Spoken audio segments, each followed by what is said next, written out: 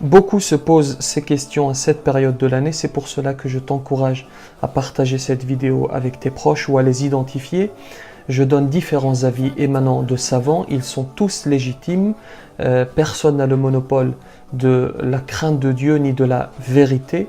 C'est pour cela qu'il faut absolument respecter tous les avis. Est-ce que l'on peut dire aux non-musulmans, meilleurs vœux, joyeux Noël, bonne fête?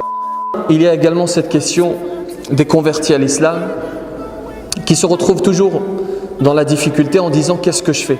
J'aime ma famille. Est-ce que je peux participer au repas de Noël? Assalamu alaikum, alaikum, yeah. Assalamu alaikum. On arrive à ce fameux sujet. On appelle ça dans le jargon journalistique, on appelle ça un marronnier.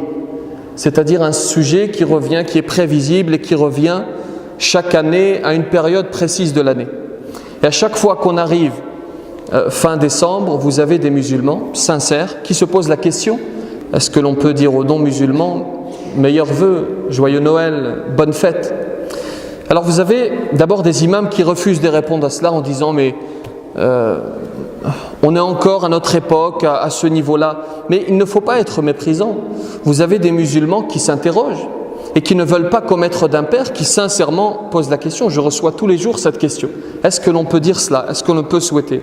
Alors vous avez d'abord une catégorie qu'on va mettre tout de suite de côté, catégorie de musulmans que je vous ai décrite au cours de cette conférence, qui vont te dire, te sortir ce genre d'argument, al-wala ou al-bara. Vous savez, ils rentrent dans des considérations. Alors, si tu dis cela, tu es non-musulman, tu tombes dans la mécréance. Ça, on met de côté tout de suite.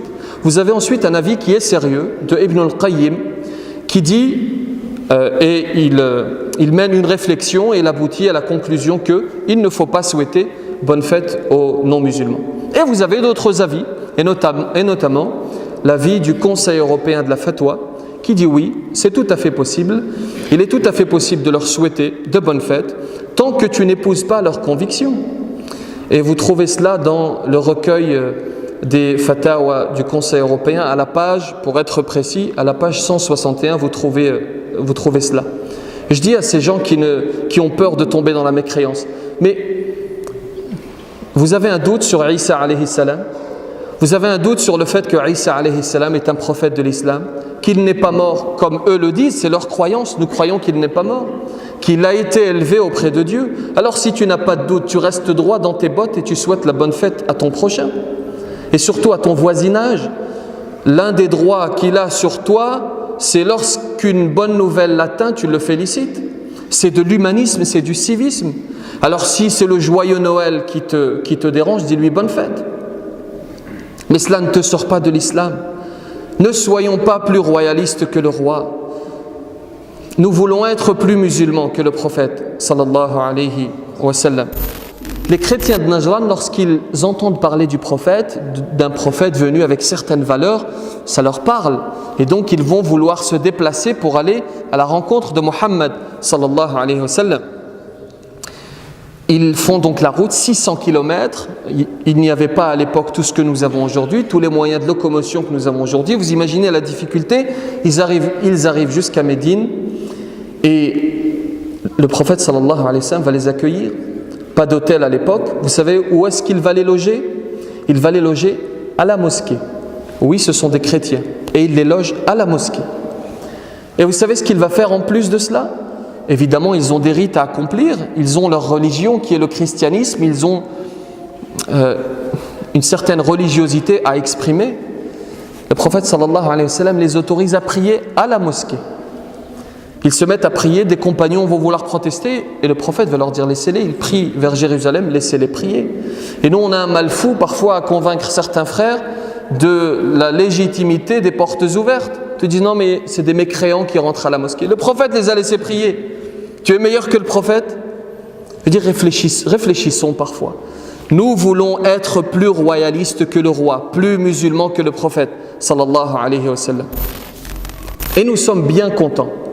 Nous sommes bien contents lorsqu'il s'agit de l'Eid d'entendre nos prochains, nos concitoyens nous dire bonne fête de l'Eid, n'est-ce pas? Est-ce que lorsqu'ils te disent bonne fête de l'Eid, ils croient en l'islam, ce sont des musulmans?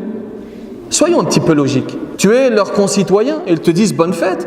Et nous, dans les mosquées, je crois que c'est le cas ici aussi à Villeneuve d'Ascq, on reçoit des courriers et maintenant d'églises, de synagogues, dans lesquelles les prêtres, les rabbins nous disent bonne fête, bon Ramadan, bonne fête de l'Eid. Dieu te dit dans le Coran, Hal jaza'ul ihsani illa al-ihsan. Y a-t-il autre récompense pour le bien que le bien? Et enfin, il y a également cette question des convertis à l'islam qui se retrouvent toujours dans la difficulté en disant qu'est-ce que je fais? J'aime ma famille. Est-ce que je peux participer au repas de Noël?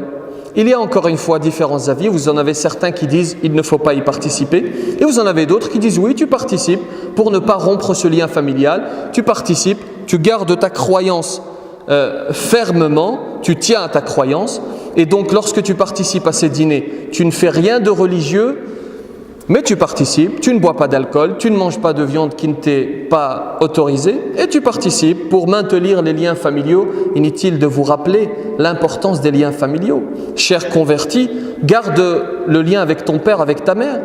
Asma, la fille d'Abu Bakr, est venue voir le prophète sallallahu alayhi wa sallam en lui disant « Qadimat ummi wa hiya raghibah, afa asiluha » en lui disant « Ma mère est venue me voir et elle souhaite que nous nous rencontrions. Est-ce que j'accepte ?» Et le prophète sallallahu alayhi wa sallam de lui répondre « Na'am, sili ummak » Oui, il faut entretenir ce lien très important.